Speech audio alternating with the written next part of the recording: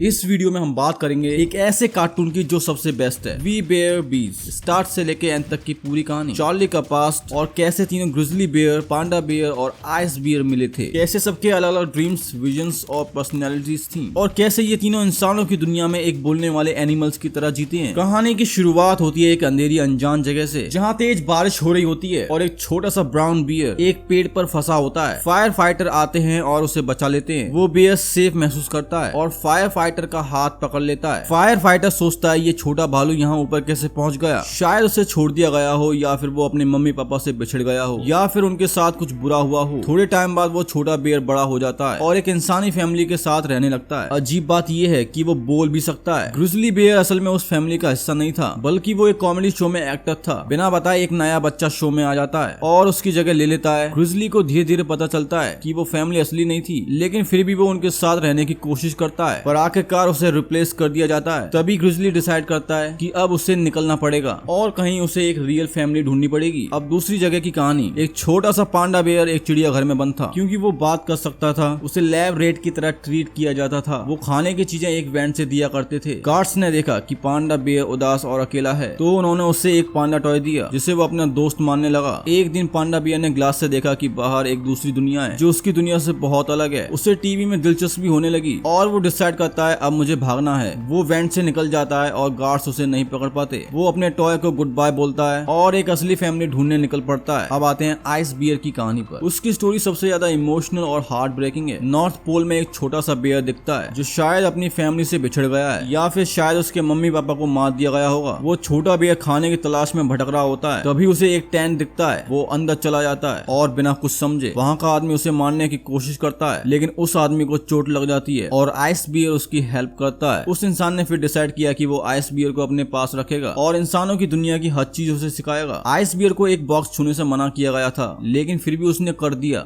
जब यूरी बाहर था, आइस बियर ने उसकी फैमिली की एक तस्वीर देखी जो शायद अब इस दुनिया में नहीं थी। आइस बियर ने फोटो में जैसा लड़की का घोड़ा था वैसा ही एक बनाकर यूरी को गिफ्ट किया, लेकिन यूरी गुस्से में आ गया और उसे घर से निकाल दिया। आइस बियर रोते हुए भाग जाता है। तभी कुछ शिकारी आ जाते हैं जिन्होंने शायद उसके मम्मी पापा को भी मारा था, लेकिन ठीक टाइम पर यूरी वापस आ जाता है और आइस बियर को बचा लेता है बर्फ को तोड़कर। जब आइस बियर दूर बहता जाता है तो दोनों की आंखों में उदासी होती है, जैसे दोबारा से उन्होंने अपना परिवार खो दिया हो। फिर आइस बियर एक टाउन में पहुंचता है जहां इंसान रहते हैं, पर उसे नहीं पता कैसे बिहेव करना है। वो खाने के लिए बेकरी में जाता है, पर उसे वहां से निकाल दिया जाता है। वो रोता है और तभी कुछ शरारती बच्चे आ जाते हैं और उससे दोस्ती कर लेते हैं। फिर वो बच्चे बेकरी से बदला लेने की सोचते हैं और चोरी करने पहुंच जाते हैं। आइस बियर भी उनके साथ जाता है, लेकिन जैसे ही वो पैसे चुराने लगते हैं उसे यूरी याद आ जाता है और वो रुक जाता है, क्योंकि वो जानता है ये उसका नेचर नहीं है। पुलिस आ जाती है, लेकिन आइस बियर किसी भी तरह भाग निकलता है और डिसाइड करता है इन बच्चों से दूरी रखनी चाहिए। अब आते हैं सबसे मजेदार पार्ट पर, जहाँ ये तीनों बियर पहली बार मिलते हैं एक दूर जगह पर। ग्रिजली अब भी अपनी फैमिली ढूंढ रहा होता है, तभी उसे रेलवे ट्रैक पर फंसा हुआ पांडा दिखता है और वो तुरंत उसे बचा लेता है और सोचता है चलो मुझे एक ऐसा दोस्त मिल गया जो मेरे जैसा दिखता है। तभी ट्रेन आ जाती है और दोनों अपनी जान बचाकर भागते हैं और उसी वक्त आइस बियर आ जाता है और दोनों को बचा लेता है। तीनों की बॉन्डिंग जम जाती है और वो डिसाइड करते हैं कि अब हम भाई हैं, भले ही हम अलग अलग टाइप के बियर हों। फैमिली की तलाश में तीनों रेगिस्तान में पहुंचते हैं और वो एक बॉक्स पर बैठ जाते हैं जिसे कोई भी नहीं अपनाता। फिर वो बॉक्स चोरी हो जाता है और तीनों आगे बढ़ते हैं। आगे एक पैकेजिंग फैक्ट्री में पहुंचते हैं जहां वो खुद के लिए एक घर बनाने की कोशिश करते हैं, पर गलती से एक बॉक्स में गिर जाते हैं और सीधे एक शहर में पहुंच जाते हैं। वहां वो एक पेट स्टोर में जाते हैं, उम्मीद करते हैं कि कोई उन्हें गोद लेगा, लेकिन वहां भी कुछ नहीं होता। थोड़ी देर बाद वो समुद्र के पास पहुंचते हैं जहां वो बहते बहते एक मिसिंग आइलैंड पर पहुंच जाते हैं। वहां उनकी मुलाकात होती है डेव और काला से, जो खुद भी मिसिंग थे और वहां से भागने की कोशिश कर रहे थे।